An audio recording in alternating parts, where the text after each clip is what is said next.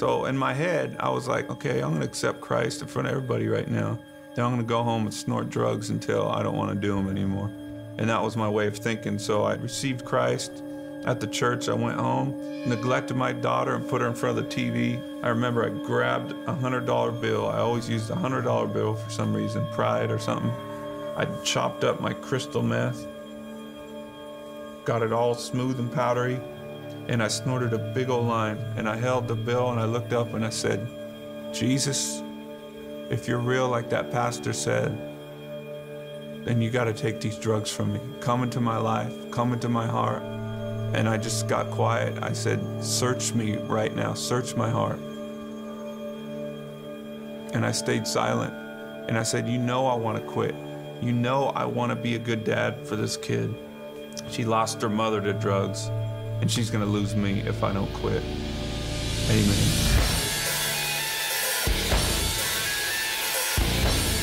There's a high when you go on stage and you see all these people like just loving your music and loving you and stuff, and there's these girls and all these people going worshiping me. When you see all those people just going nuts for you, it's like, you know, it puffs you up inside. You're like, you know, I'm important.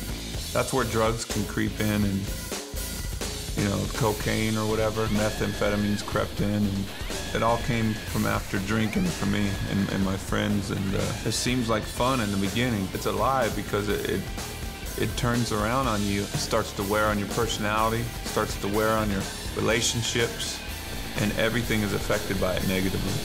Everything.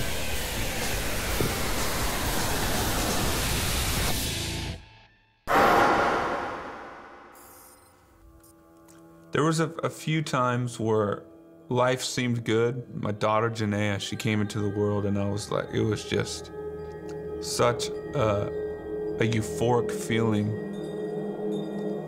I thought my life could just feel like that forever, you know? It was like it was spiritual, just, I didn't know what was happening. I just felt so much love just fill my emotions. And I thought I was gonna be happy, but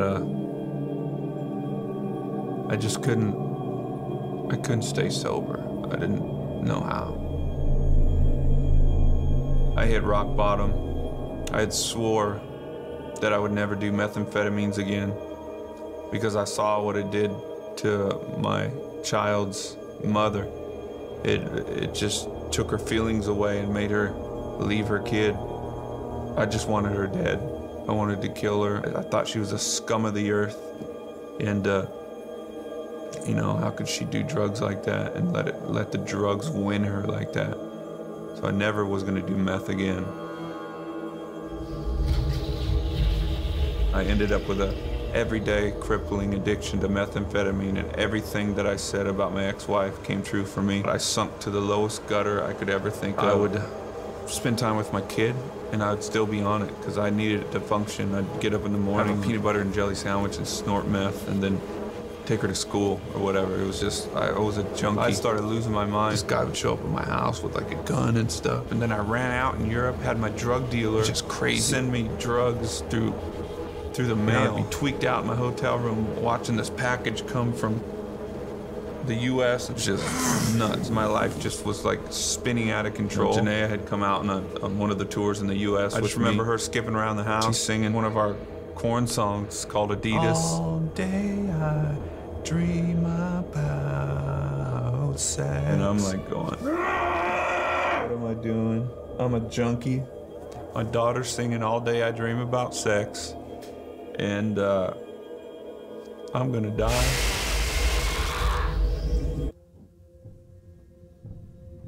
Father? My real estate broker, Eric, he said, Brian, I don't mean to be weird with you. I hope you don't take this the wrong way, but I felt the scripture like jump out at me. I've never done this before, you know, so I don't really know how to do this, but I felt like this would mean something to you.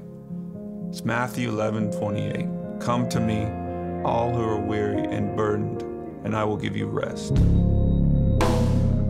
I remember all tweaked out. I looked up in the dictionary, weary. I looked up burdened, and I pulled the scripture apart, and I was like, oh, I'm weary and burdened, and I need rest for my soul. And I didn't know if it was real, but you know, they invited me to church a couple weeks later, and I received Christ at the church. I went home, neglected my daughter, got it all smooth and powdery. Jesus, you got to take these drugs from me. Search me right now. Search my heart.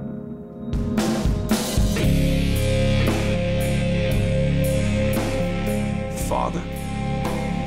I felt so much fatherly love from heaven, and it was like, I don't condemn you. I love you. I love you. It was just love, love, and instantly that love from God came into me. It was so powerful that the next day I threw away all my drugs, and I quit Korn. I was like, I'm quitting Korn, and I'm gonna raise my kid, because my kid, like, I got the love from God coming to me, and then it came out of me to my kid. It changed me. My heart was changed like that, and I was like, Janaea, Daddy's gonna be home with you all the time. I'm quitting my career. And her face lit up, and she's like, for me? You know, she felt so special, and God used her to save me, to save her life later on. My dream came true way more than I dreamt about.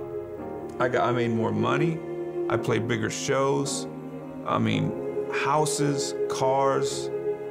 I tried drugs, I tried sex, I tried everything to try to get pleasure out of this life. And I thought that I could fulfill my life with all this stuff by having my dream come true, and it came true, but it didn't fulfill it. When Christ came in, that feeling, he gives you the gift of understanding life, which is everything was created for Christ and by him. And we're created to be with him. And it's the most incredible feeling, because you're where you belong. And contentment is given to you in life, because you don't have to look anywhere else. And you're exactly where you need to be. And the question about life is answered. I'm Brian Welch, and I am second.